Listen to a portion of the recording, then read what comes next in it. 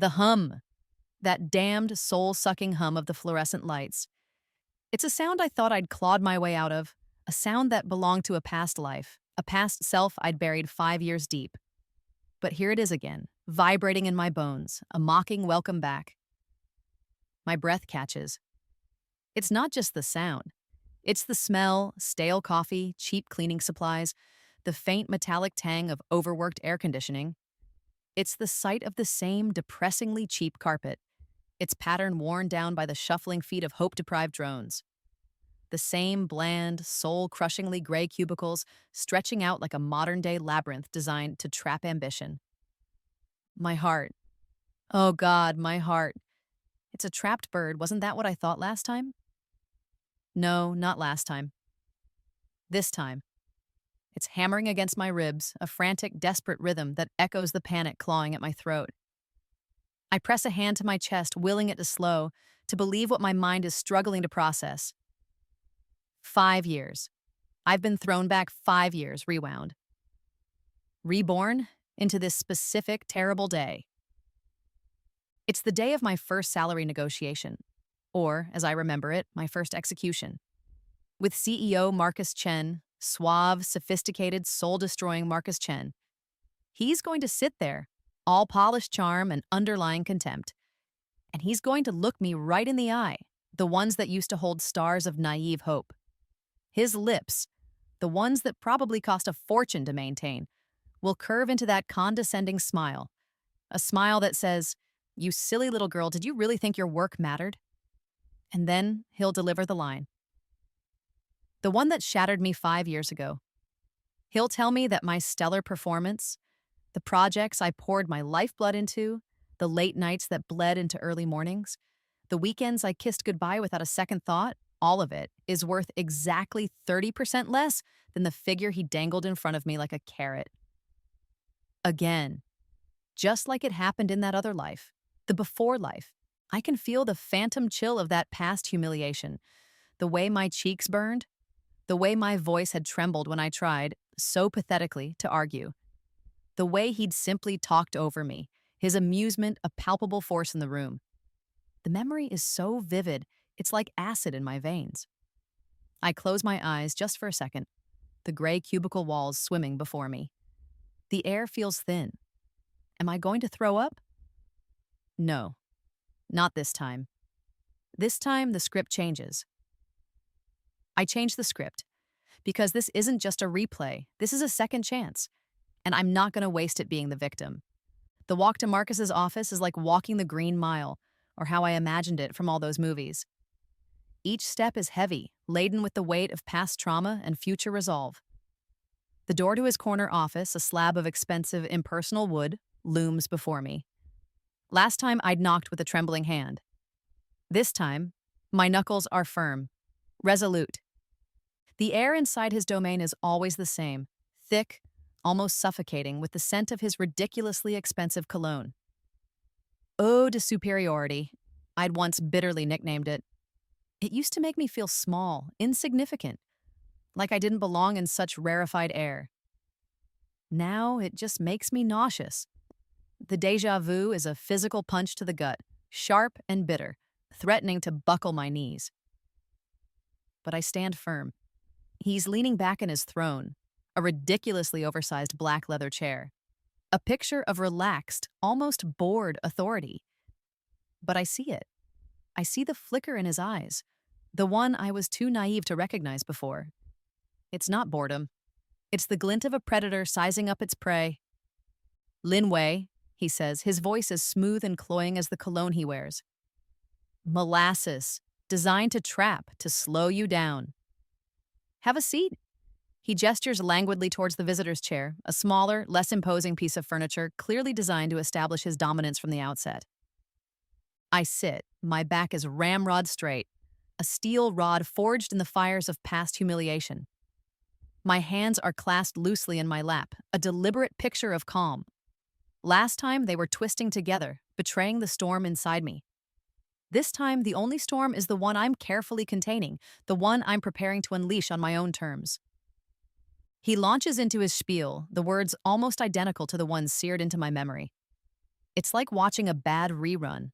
Only this time, I know the ending, or at least, I know his intended ending. We appreciate your hard work, Lynn. You've shown potential. That goddamn pause. He lets the insult hang in the air, a verbal slap. Potential. As if I hadn't already delivered results far exceeding anyone else in my department. As if I hadn't single-handedly salvaged the Miller account. However, he continues, his voice taking on a tone of feigned regret. There have been some discrepancies in your recent reports. Minor errors, of course, he adds, waving a dismissive hand. But they do add up. Attention to detail is crucial at this level, Lynn. He slides a neatly printed report across the polished expanse of his mahogany desk. My name is typed at the top, stark and accusing. Below it, a bulleted list of supposed mistakes, of failures, of shortcomings. My stomach churns. These weren't my errors, they were Kevin's from accounting, the lazy one who always passed the buck. Marcus knows this. He's engineered this. Last time I'd tried to defend myself, my voice thin and reedy, shaking as I pointed out the inaccuracies, the sheer unfairness of it all. He'd just smiled that oily, condescending smile and talked over me, his voice a relentless bulldozer crushing my feeble protests. Given these performance issues, he says now, steepling his perfectly manicured fingers, his gaze sharp and unwavering, we'll need to adjust your initial compensation offer. A 30% reduction seems appropriate under the circumstances, I'm sure you understand. 30%, the same figure, the same kick in the teeth. My eyes meet his. There's no surprise in them this time, no flicker of hope, no pleading for him to reconsider. Just a flat, knowing, almost bored look. I remember the searing heat of injustice, the crushing weight of disappointment that had enveloped me the first time around. He'd expected me to argue, to beg, to cry. He'd fed off it, that smug bastard. The power trip was probably better than his morning espresso. This time I simply nod. A small, almost imperceptible inclination of my head. I understand, Mr. Chen. I say, my voice a carefully modulated monotone. No tremor, no anger, no pleading, just acceptance. I accept the revised offer. The surprise that flashes across his face is a thing of beauty. Fleeting, yes, but so incredibly satisfying. He blinks, those perfectly sculpted eyebrows rising a fraction of an inch. His carefully constructed composure slips just for a heartbeat. He'd been braced for a fight, for tears, for at least a token protest. He'd wanted it. I denied him that pleasure. The power dynamic in the room shifts, subtly but undeniably. Excellent, he says, recovering quickly, though a flicker of, is that disappointment or just confusion? Still lingers in his eyes. He clears his throat. Glad we're on the same page, Lynn. I knew you'd see reason. He leans back again, trying to recapture his air of effortless control, but the rhythm is off. I've thrown him off his game, even if he doesn't fully realize it yet. Back at my desk, the familiar gray landscape of my cubicle feels different.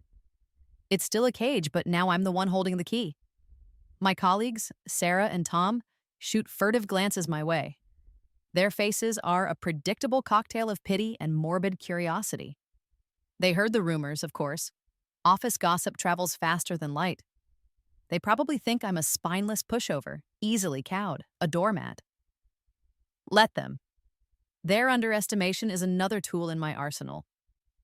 Sarah, bless her well-meaning but sometimes intrusive heart, sidles up to my cubicle later when the lunchtime lull has thinned the crowd. Lynn, you okay? She whispers, her brow furrowed with concern. What happened in there? With Marcus? Standard negotiation, I say, keeping my voice even, my expression carefully bland. I offer a small, non-committal smile. Just business as usual. She frowns, her gaze searching mine. But a 30% cut? Seriously? After the incredible work you did on the Henderson project? That's not right, Lynn. It's highway robbery. It is what it is, Sarah, I reply, turning back to my screen, a subtle dismissal. I can't afford to let her see the steel in my spine, not yet. Some battles aren't worth fighting.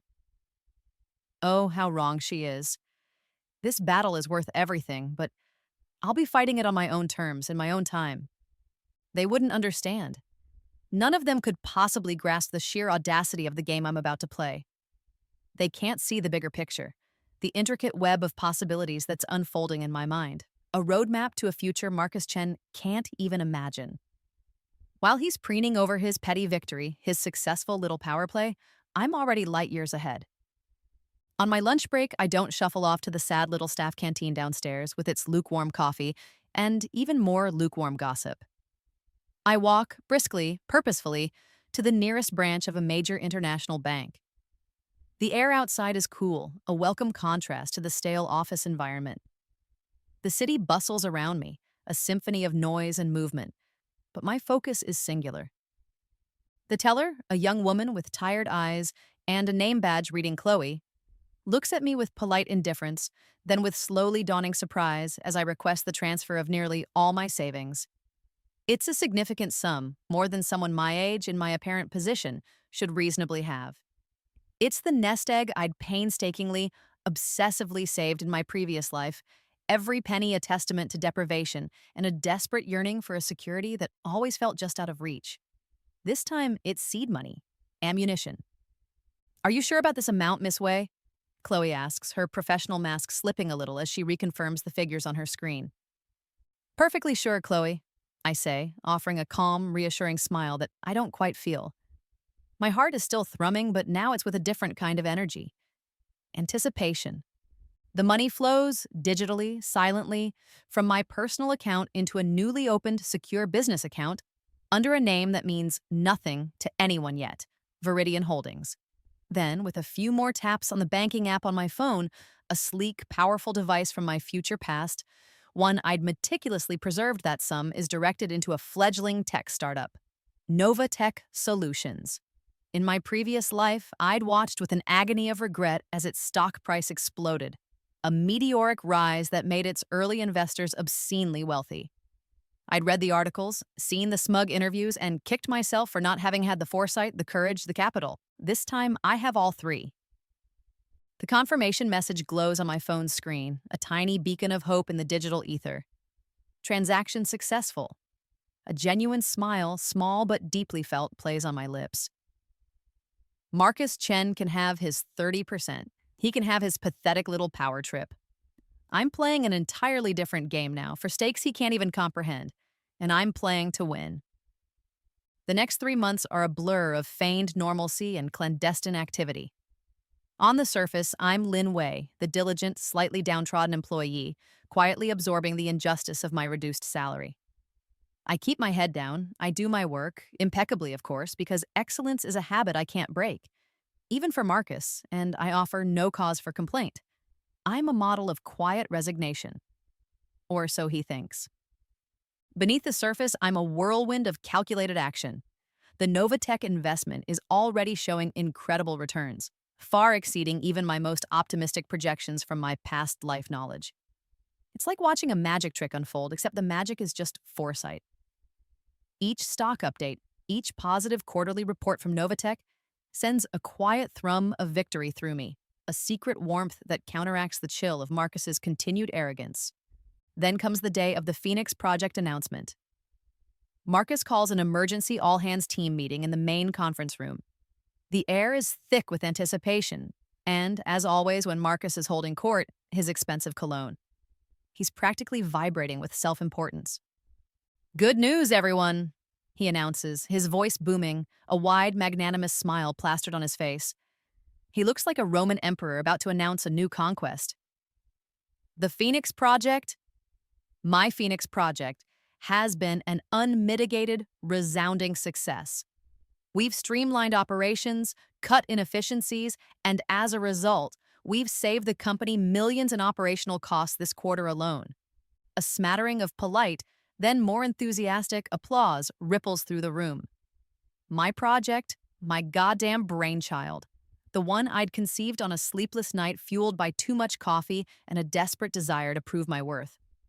The one I'd meticulously planned, researched, and implemented, navigating bureaucratic hurdles and uncooperative department heads.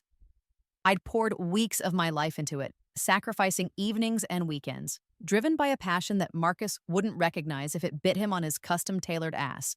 He stands there, basking in the stolen glory, his chest puffed out, not a single glance, not even a token acknowledgement in my direction.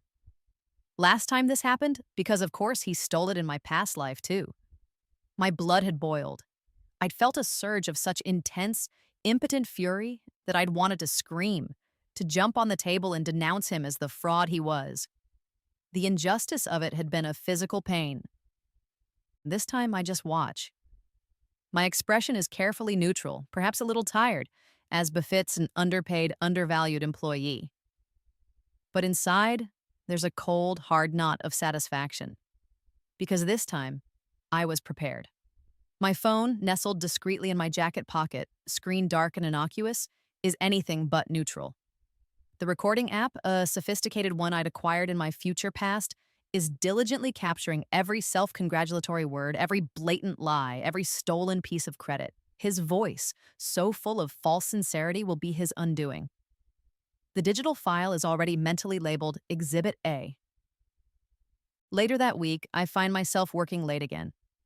It's a familiar state from my previous life, the office quiet and echoing, the city lights twinkling like distant, indifferent stars. But this time, the late nights are not for Marcus's benefit. They are for mine. The vast majority of the staff have long since scurried home to their lives, their families, their brief respites from the daily grind. The only lights still burning on our floor are mine, and, predictably, Marcus's. He fancies himself a captain who goes down with his ship, or at least stays until the cleaning crew arrives. He's been careless lately, increasingly sloppy in his arrogance, assuming no one would ever dare to scrutinize his actions, his accounts. He's always believed himself untouchable. He wasn't counting on someone who not only dared to look, but already knew precisely where the bodies were buried. His grand mahogany-paneled office, usually a fortress of intimidation, is unlocked. He's probably in a late meeting or schmoozing some unfortunate client. His main filing cabinet, the one marked Confidential CEO Eyes Only, isn't even properly secured.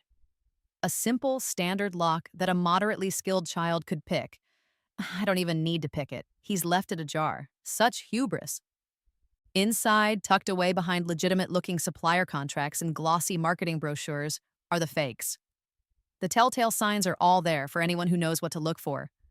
The slightly off-kilter letterheads. The sequentially numbered invoices from companies that a quick online search reveals don't actually exist. Payments authorized for services never rendered, for equipment never purchased. A steady, insidious stream of company funds siphoned off with practiced ease into a network of offshore accounts. The cheap paper of the printouts feels rough against my trembling fingers.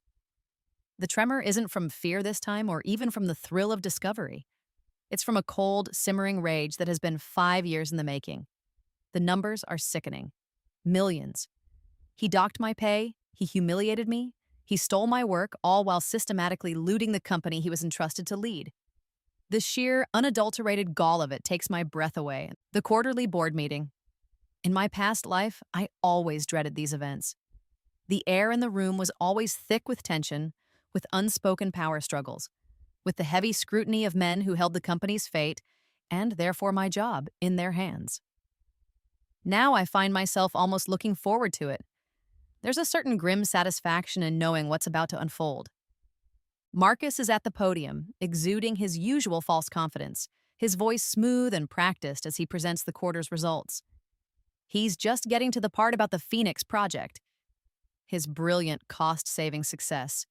He even has a fancy animated slide for it, and then, just as he's about to move on, Mr. Henderson, the sternest, most unyielding of the board members, a man whose poker face is legendary, clears his throat. The sound, though quiet, cuts through Marcus's bluster like a scalpel. "Mr. Chen," he says, his voice devoid of inflection, "before you continue, we received an anonymous package this morning.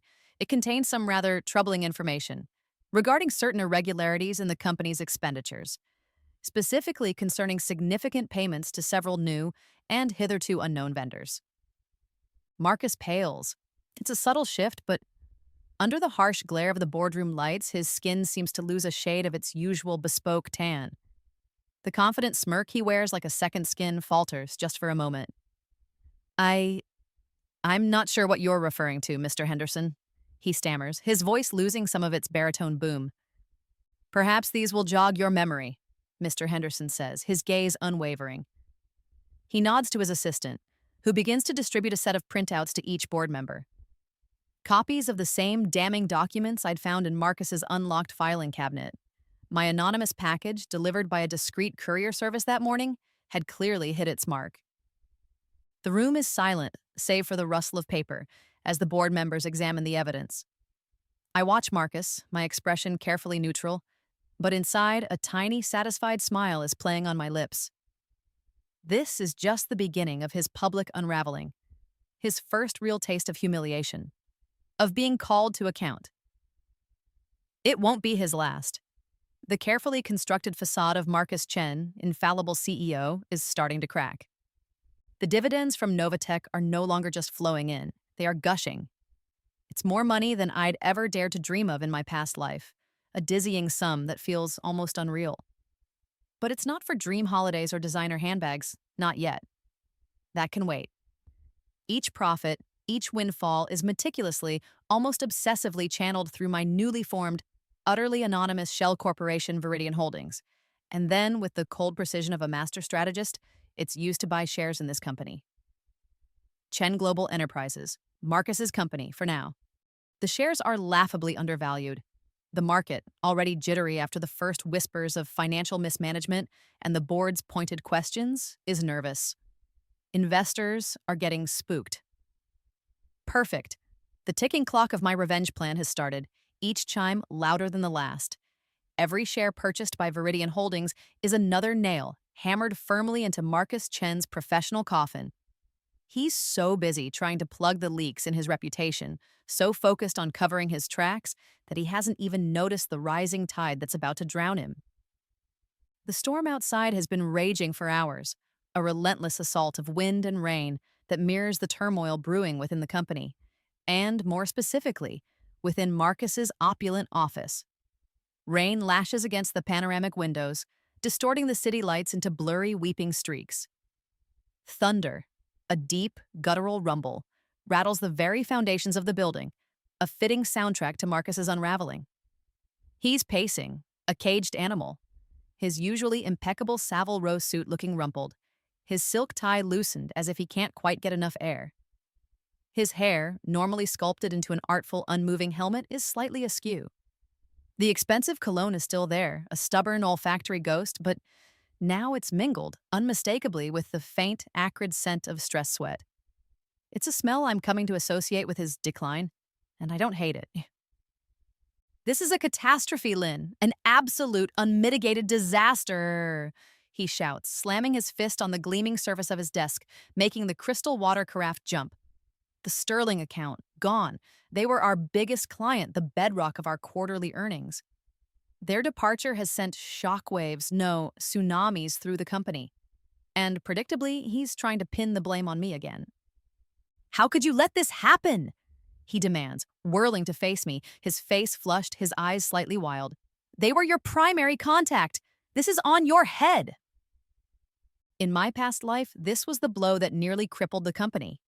This was the event he'd used as the justification for mass layoffs, a brutal culling of staff that had included me.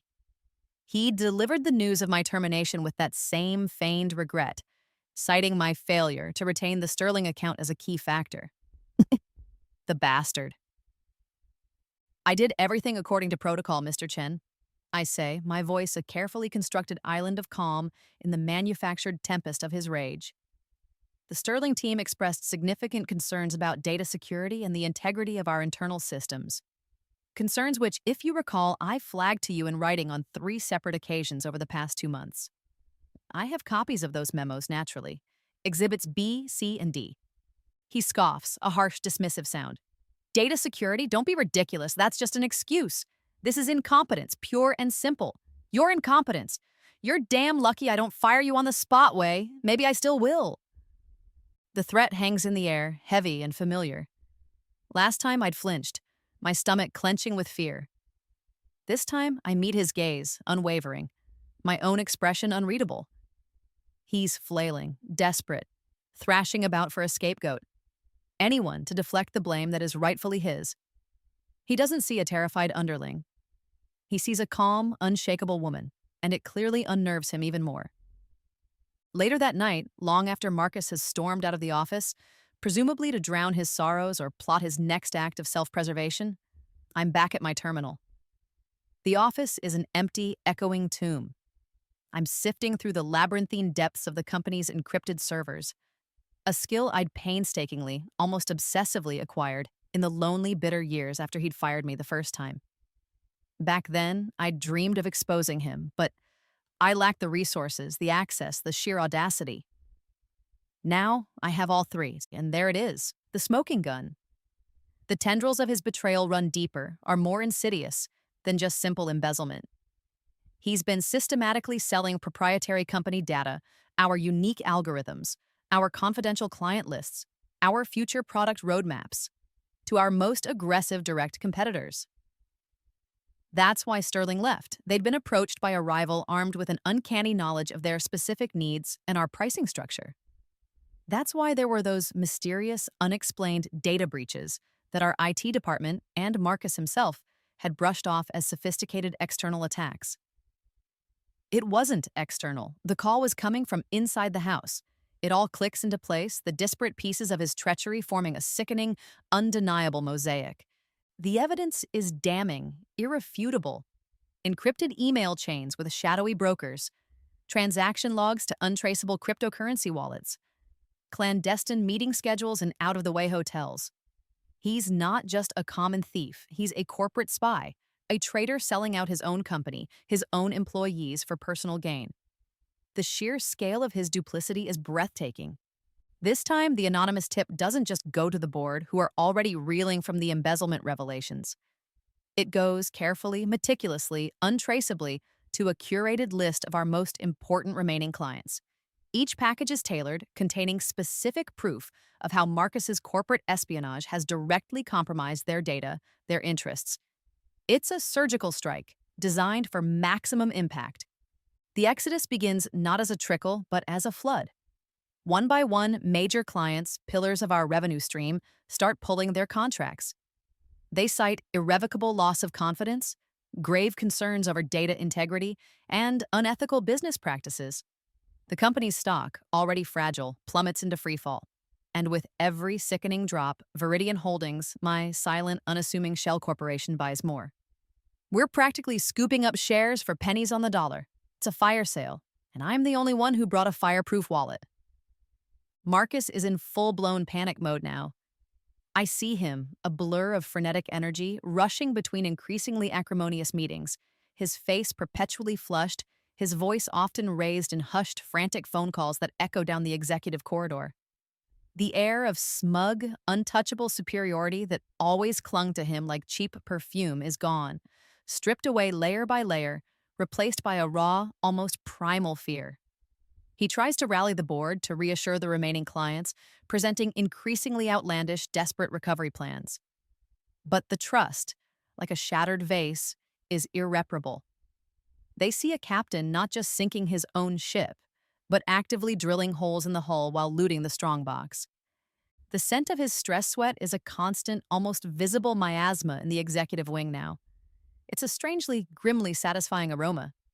It's the perfume of impending doom. His doom. And I, the quiet, unassuming Lin Wei, am the one orchestrating the symphony of his destruction, one perfectly placed anonymous note at a time. The fluorescent lights of the usually bustling main office floor seem dimmer today, almost hesitant, mirroring the pervasive mood of anxiety and uncertainty. Whispers follow Marcus like vengeful ghosts whenever he ventures out of his office, which is less and less frequent. The client exodus has hit hard, and the rumors of layoffs are rampant. My colleague May catches my eye from across the vast expanse of cubicles. She's one of the very few people in this entire company I genuinely liked, even respected in my past life. Quiet, meticulously organized, and possessing a fiercely intelligent, analytical mind that often went unnoticed or unappreciated by the likes of Marcus. She gives me a small, questioning look, a silent invitation. Later, in the relative privacy of the deserted break room, a room that usually hums with forced lunchtime cheer but is now as quiet as a forgotten crypt, May corners me, She's holding 2 cups of rapidly cooling coffee. Lynn, she starts, her voice low, almost a whisper, even though we're alone. What in the world is going on? You seem different, calmer. And all this chaos with Marcus, with the clients, it's like the sky is falling. I take the cup she offers, the cheap ceramic warm in my hands. I hesitate. I trust May as much as I can bring myself to trust anyone in this new, strange, second life. And I need an ally, someone on the inside who isn't blinded by Marcus's rapidly fading bluster or too scared to see the truth. Someone who can help when the final act begins. Marcus is destroying this company, May, I say, my voice equally quiet, matching hers, through his insatiable greed and breathtaking incompetence. May sighs, a weary sound that seems to carry the weight of the entire office. I think everyone knows deep down, but what can anyone do? He's the CEO, or he was. I take a fortifying sip of the bitter coffee. It's now or never. What if I told you I've been preparing for this? That I have a plan to not just save the company, but to rebuild it better than before? May's eyes, usually so calm and analytical, widen slightly. A flicker of something surprise, hope, sparks within them. A plan? What kind of plan, Lynn? You're not thinking of just quitting, are you? Quitting is the last thing on my mind, I say, a small, dry smile touching my lips. Let's just say I've been doing some extensive market research, I say, echoing the convenient excuse I'd given myself for my uncanny knowledge of Novatech's meteoric success. And based on that research, I've been investing heavily. I pause, letting the weight of my next words sink in. In this company, Chen Global Enterprises. Through an intermediary, a holding company, I've been gradually, quietly, purchasing a controlling interest. May stares at me, speechless for a long, drawn-out moment. The only sound is the hum of the vending machine in the corner. Then, a slow, incredulous smile spreads across her face, transforming her usually serious features. Lin Wei, you are absolutely full of surprises. Controlling interest? How? When? It's been a long few months, I admit, feeling a wave of exhaustion and exhilaration wash over me. I needed someone to know, someone I can trust when things escalate, and they will escalate. You can trust me, she says, her voice firm, her earlier weariness replaced by a newfound energy. And looking into her clear, intelligent eyes, I believe her. She's always been a woman of quiet integrity. The final block of shares, it's the keystone, the piece that will complete the puzzle of my takeover. The negotiation is tense, protracted, conducted through layers of high-priced lawyers and tight-lipped brokers. My heart is a relentless drum against my ribs, but it's not with fear. It's with the wild, thrilling beat of anticipation. The seller is a disgruntled early institutional investor, thoroughly spooked by the company's rapidly declining fortunes and desperate to cut his losses before Chen Global goes completely belly up. He has no idea he's selling to the very person who will soon be sitting in Marcus Chen's chair. He thinks Viridian Holdings is just another vulture fund picking over the carcass. The documents arrive by special courier, a thick, intimidating stack. Crisp, official, smelling faintly of expensive paper, fresh ink, and the tantalizing aroma of possibility. I spread them out on my small dining table at home, the same table where I'd eaten so many solitary, joyless meals in my previous life. This time, it feels like a war room. I sign them, my hand surprisingly steady. The sound of my pen scratching across the signature line, ratifying the transfer of ownership, sealing Marcus's fate and my own future, sends an undeniable shiver down my spine. It's done. Viridian Holdings now holds a clear, indisputable majority stake. I own the company, his company, my company. The emergency board meeting is scheduled for next week, the one where Marcus will inevitably, finally, be forced to resign or be unceremoniously fired. The one where the new mysterious majority shareholder will be revealed. My coming out party. I stand before my closet, a far cry from the cramped, meager little wardrobe of my past life. The clothes are better now, more expensive, chosen with a newfound confidence. But that's not what I'm focused on. I need an outfit that doesn't just speak of power, but radiates it, of control, of unshakable authority. Not flashy, not ostentatious, but undeniable. I select a tailored dark suit, the fabric exquisite, the cut impeccable. A silk blouse the color of burnished steel. Understated, elegant, but utterly formidable. Armor for the battle ahead. I practice my speech in front of the full-length mirror, the words flowing smoothly, each phrase honed and polished by weeks, months of mental rehearsal. There's no tremor in my voice, no hint of the nervous, apologetic young woman I once was. That Lin Wei is gone, a ghost of a past I'm rapidly rewriting. The day before the board meeting, the calm before the storm, Marcus summons me to his office. He looks like a man who hasn't slept in days. Haggard, haunted, his eyes darting nervously around the room as if expecting demons to leap from the shadows. The stress sweat aroma is almost overpowering now, a testament to his crumbling composure. "Lynn," he says, his voice raspy. He even tries for a friendly, ingratiating tone that falls utterly, painfully flat. "I've been very impressed with your resilience during this unfortunate crisis." He gestures vaguely, encompassing the metaphorical fires burning down around him. "The board, as you know, is restless. They're looking for changes, scapegoats." I wait, my expression carefully, deliberately neutral. Let him talk. Let him dig his own grave a little deeper. "I need allies, Lynn," he says, his voice dropping to a desperate, conspiratorial whisper. He leans across his desk, his eyes pleading. "Loyal people. People who understand the complexities of the current situation." He takes a shaky breath. "I'm prepared to offer you a promotion. Effective immediately. Senior project manager. A significant raise, of course, more responsibility. A real chance to shine." He attempts a smile. It's a gruesome, skeletal thing. "All I ask in return is your support in the meeting tomorrow. Vouch for my recovery plan. Tell them you have faith in my leadership." A promotion. A raise. The pathetic crumbs he's offering from his rapidly collapsing table to secure my loyalty. The irony is so thick, so grotesquely delicious, I can almost taste it.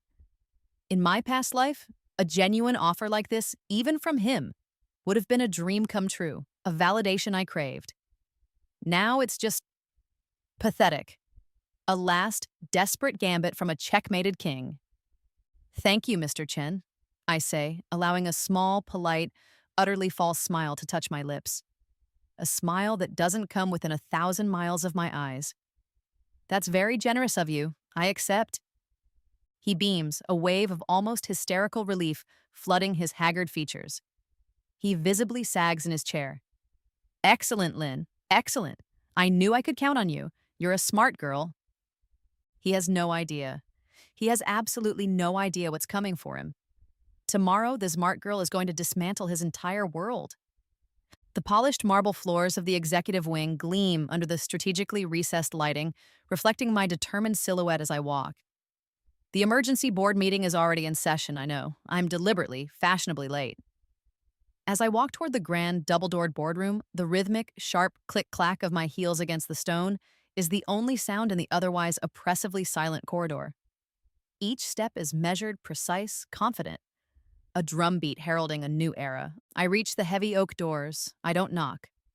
I push them open with a steady, firm pressure. The room, predictably, falls silent. All eyes, and there are many, turn to me.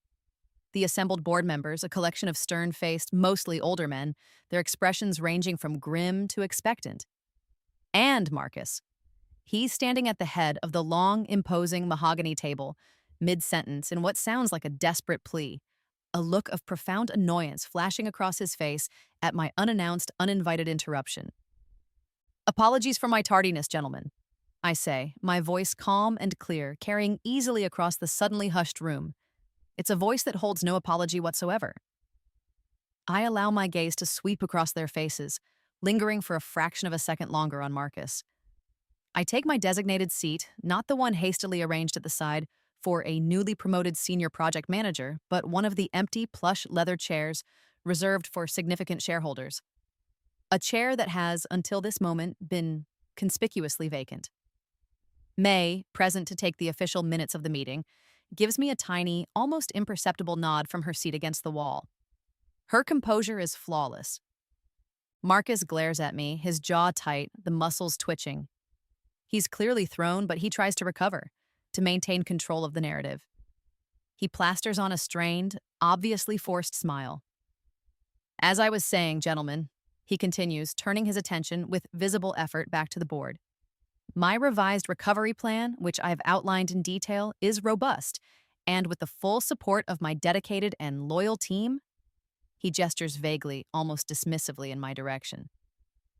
Including our newly promoted senior project manager, Lin Wei, whose commitment to this company is exemplary, I am absolutely confident that we can navigate these temporary challenges and emerge stronger than ever. His voice is a little too loud, a little too forceful, betraying the panic simmering just beneath the surface. He launches into his presentation, or rather a desperate, rambling defense of his tenure. The projector displays slides filled with overly complex charts, confusing jargon, and wildly optimistic, utterly baseless projections. Fabricated figures, I know, each one a lie. His voice cracks occasionally. The scent of his stress sweat, that now familiar aroma of his fear, is stronger than ever, even from across the room. He's nervous. He should be terrified. He finally grinds to a halt, his presentation ending not with a confident flourish, but with a sort of deflated wheeze. He looks expectantly, almost pleadingly, at the impassive faces of the board. "So, any questions?" he asks, his voice hoarse. A heavy silence descends upon the room. It stretches, taut and uncomfortable. Then, Mr. Henderson, the board chairman, a man known for his incisive questions and his intolerance for corporate nonsense, looks directly at me. His gaze is sharp, appraising. "Miss Lin, you've been remarkably quiet. As a significant new presence in our shareholder roster, representing Viridian Holdings, you must have a view on this recovery plan." Marcus's head snaps towards me, his eyes wide with a mixture of confusion and dawning, horrified comprehension. "Viridian Holdings. Lin? What? What is he talking about?" He sputters, his face draining of color. I stand slowly, deliberately, smoothing down the front of my steel gray suit jacket. I feel the eyes of everyone in the room on me. This is the moment, the culmination of months of planning, of years of repressed anger and ambition. "Mr. Henderson is correct, Marcus."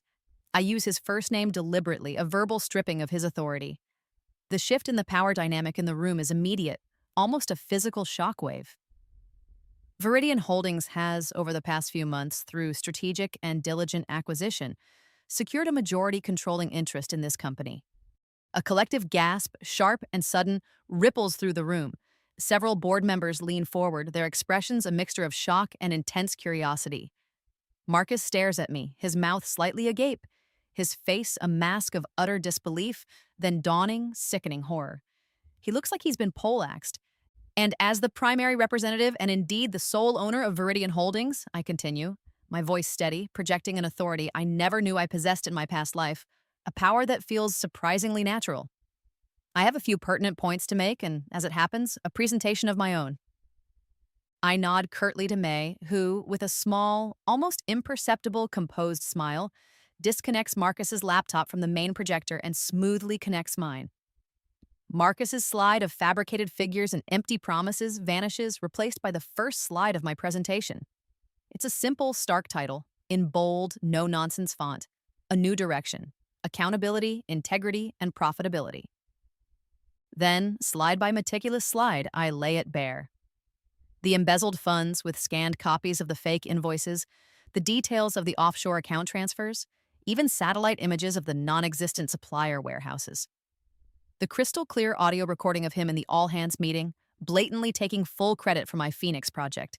And then, the pièce de résistance, the undeniable evidence of his corporate espionage, the encrypted emails I'd painstakingly decrypted, the transaction logs from cryptocurrency wallets, the clandestine meeting schedules with our fiercest competitors, even grainy surveillance photos I'd paid a private investigator to obtain.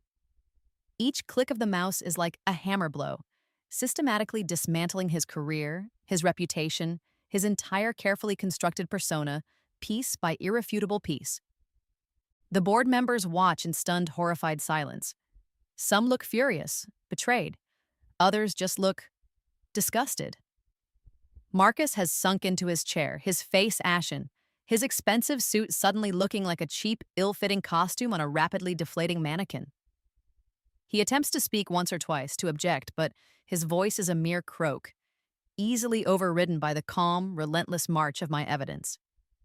I reach my final slide. It's just 2 words, stark and unambiguous, in the same bold font.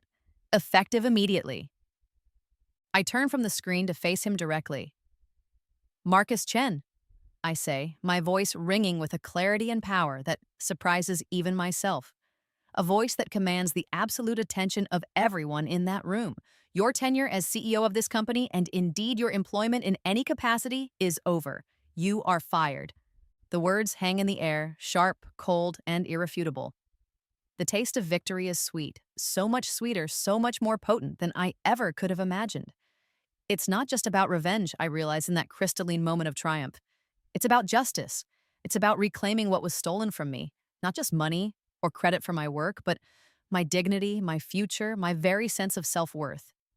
And it's about ensuring that no one else in this company ever has to endure what I endured under his toxic regime.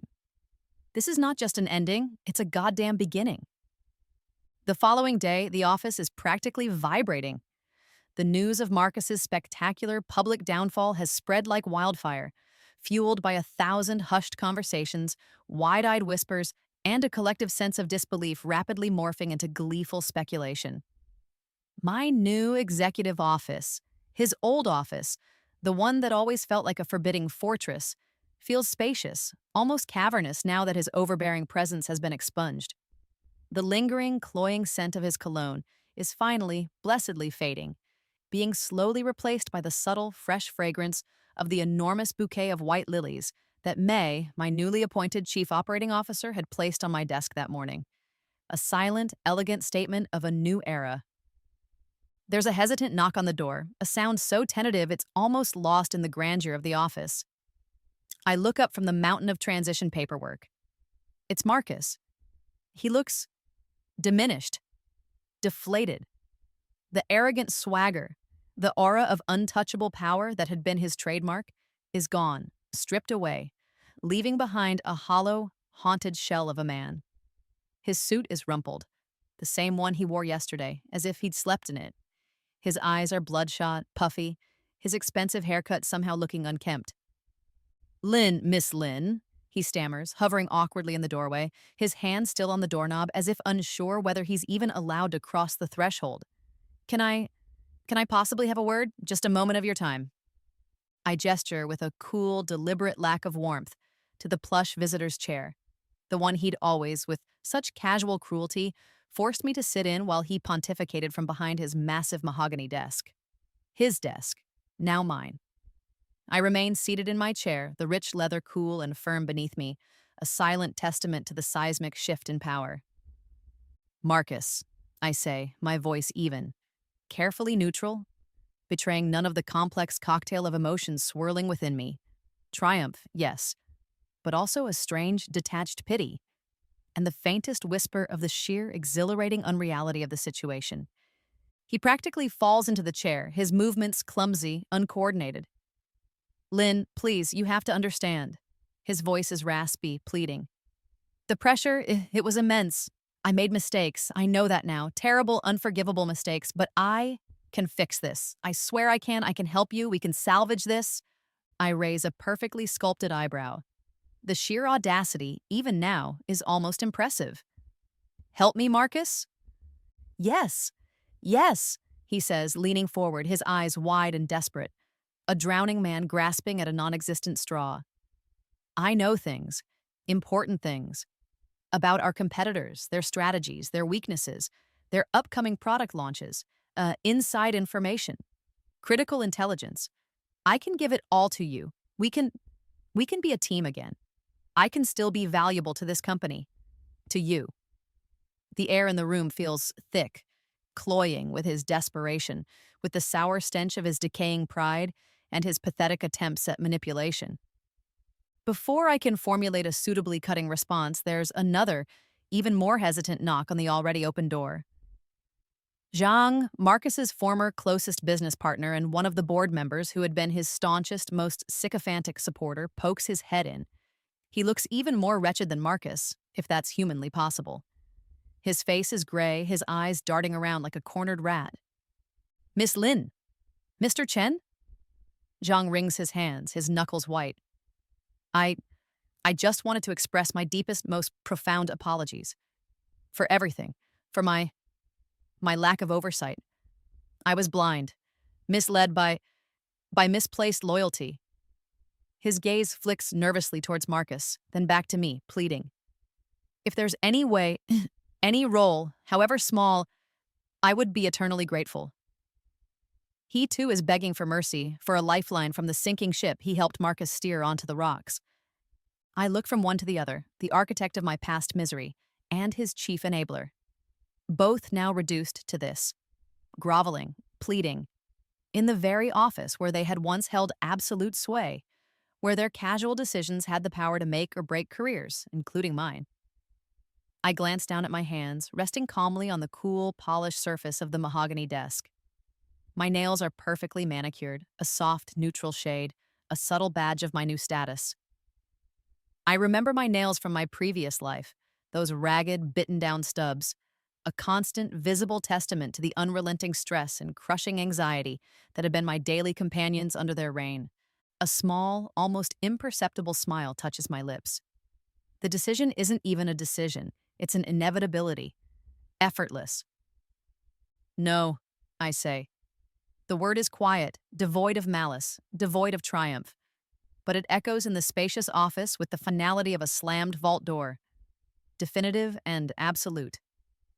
Marcus's face crumples, the last vestiges of hope draining from him, leaving behind a slack, empty despair. Zhang looks like he might actually faint, his sallow skin taking on an even more ghastly hue.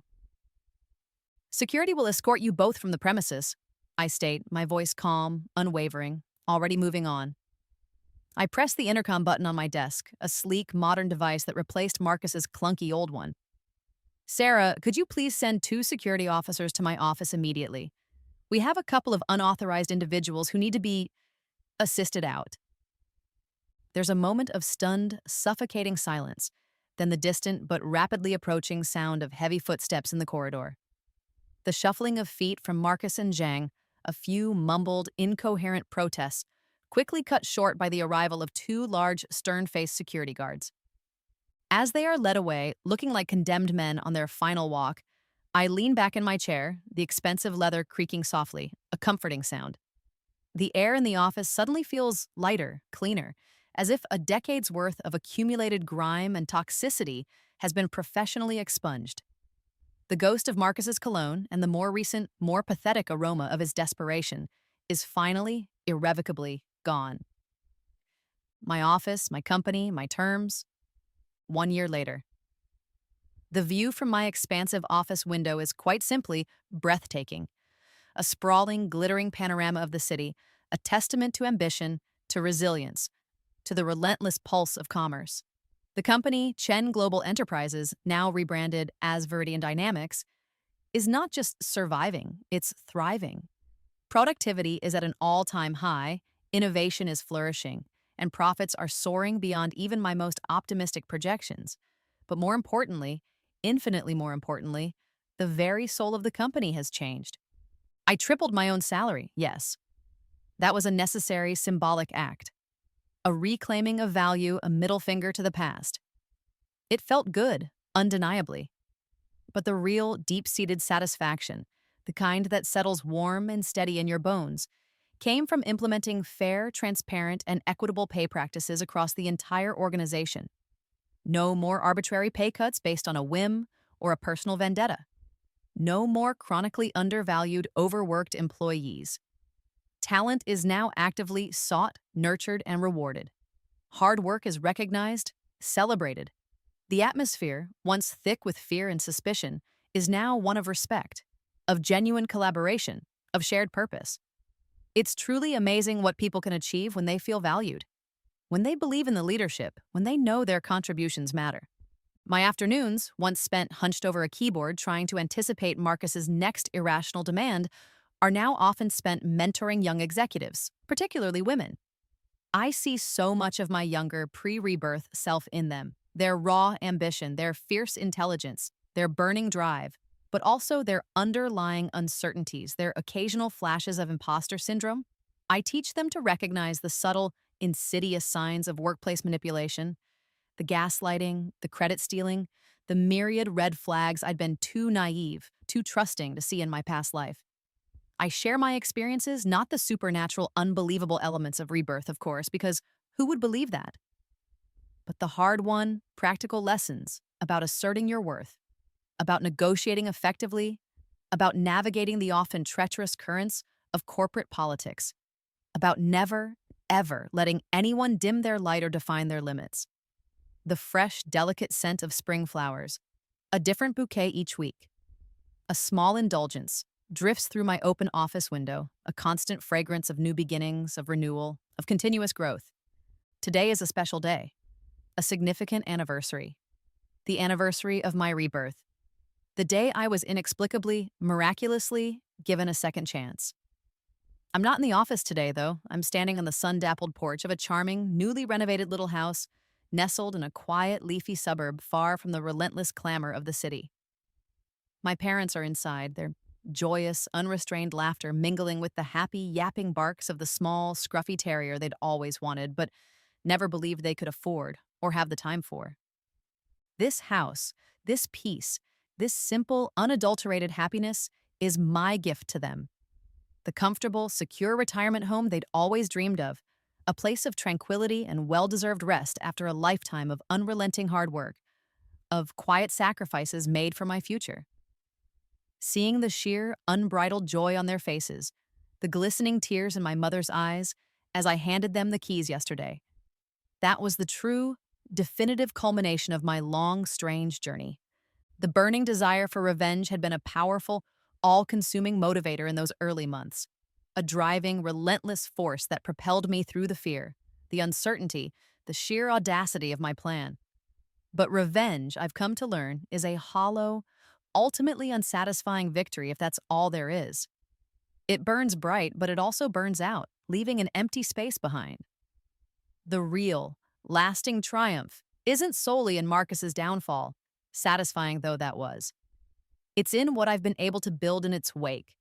A thriving, ethical company, a supportive, empowering professional community, a secure, joyful future for my family, and a profound, unshakable sense of self-worth for myself.